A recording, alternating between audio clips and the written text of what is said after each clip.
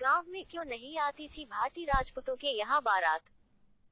जैसलमेर जिले के देवड़ा गांव में भाटी राजपूतों के यहाँ कभी नवजात बच्चियों को मार डालने की एक परंपरा सी रही थी, लेकिन 11 मई 1998 को जैसे सब कुछ बदल गया। उस दिन गांव में 110 साल बाद पहली बार भाटी राजपूतों के यहाँ बारात आई। गांव के सरपंच इंदर सिंह की बेटी जसवंत कंवर के हाथ पीले हुए। मैं उस समय एक टीवी चैनल में राजस्थान ब्यूरो चीफ हुआ करता था। एक स्थानीय अखबार में सिंगल कॉलम की छपी खबर पर मेरी नजर पड़ी। लिखा था कि देवड़ा गांव में भाटी राजपूतों के यहाँ बेटी की शादी है। आजादी के बाद पहली बार कोई बारात गांव में आ रही है। मैंने पता लगाया तो पता चला कि भाटी राजपूत खुद को सर्वश्रेष्ठ राजपूत समझते हैं और अपने से नीचे राजपूतों को बेटी देना पसंद नहीं करते, इसलिए बेटी के पैदा होते ही मार दिया करते थे। मैं सोचने लगा कि अगर यह सही है तो इंदर सिंह ने अपनी बेटी को क्यों नहीं मारा। 1998 में न तो मोबाइल हुआ करते थे और न ही गूगल। राजपूत पत्रकारों से बात की तो चेताया गया कि देवड़ा गांव में कैमरा लेकर जाना खतरे से खाली नहीं। जैसलमेर कलेक्टर और पुलिस कप्तान ने भी शादी को निजी समारोह बताते हुए हाथ खड़े कर लिए। जैसलमेर के एक स्थानीय पत्रकार विमल भाटिया ने जरूर हिम्मत बढ़ाई और हम रात भर का सफर तय कर जयपुर से जैसलमेर पहुंचे। हमसे मतलब मैं और मेरा कैमरामैन निखिल शर्मा जैसलमेर में पर्यटन विभाग के होटल में ठहरे।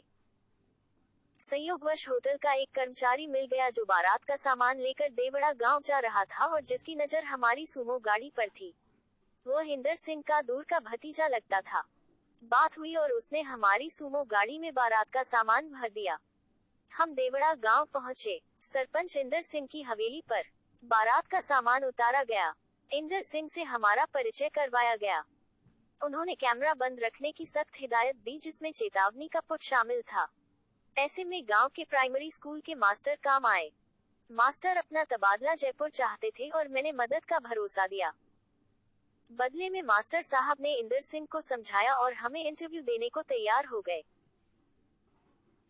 इस बीच मैं मास्टर साहब के साथ स्कूल का चक्कर लगा आया था, जहां कुल मिलाकर करीब 40 बच्चियां पढ़ रही थी, जिसमें भाटी राजपूतों की सिर्फ 5 बच्चियां थी।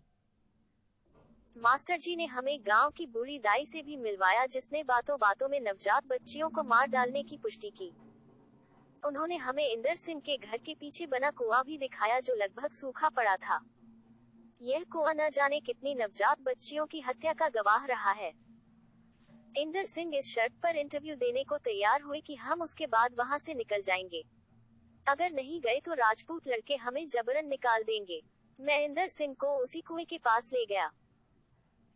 इंदर सिंह ने हमें बताया कि दरअसल जिस दिन बच्ची जसवंत कंवर पैदा हुई थी, उसके 2 दिन पहले ही उनके 5 साल के बेटे की मलेरिया से मौत हो गई थी। ऐसे में इंदर सिंह की पत्नी ने कहा कि ऐसा लगता है कि बेटा बेटी के रूप में लौट आया है, इसलिए मैंने बच्ची को रख लिया। इंदर सिंह के शब्द सारी सच्चाई को बयान कर रहे थे। मेरे रोंगटे खड़े हो गए थे।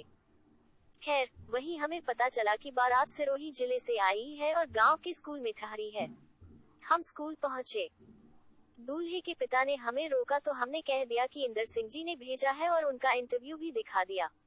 वह राजी हो गए। हमने बारात की तैयारी के भरपूर शॉट लिए।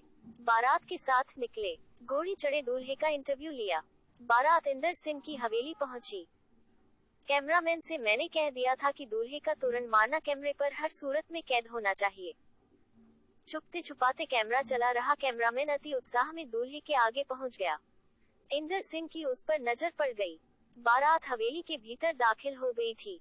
दरवाजे बंद कर दिए गए थे। इंदर सिंह के इशारे पर गांव के भाटी राजपूतों के लड़के हमें धमकाने लगे थे। हम हवेली से 50 गज दूर खड़ी अपनी सुमो गाड़ी में आकर बैठ गए। रात गहरा रही थी। 10 बज चुके थे। हमें लगा कि अब अधूरी स्टोरी के साथ निकलना ही पड़ेगा। तभी एक जीप आकर हवेली के बाहर रुकी। जीप से बड़ी सी पगड़ी धारण किए जो शख्स निकले, वह हमारे लिए नई उम्मीद लेकर आए। मैं लोकेंद्र सिंह जी। लोकेंद्र सिंह जी चिल्लाते हुए उनकी तरफ लपका, जो इंदर सिंह को गले लगाने के बाद हवेल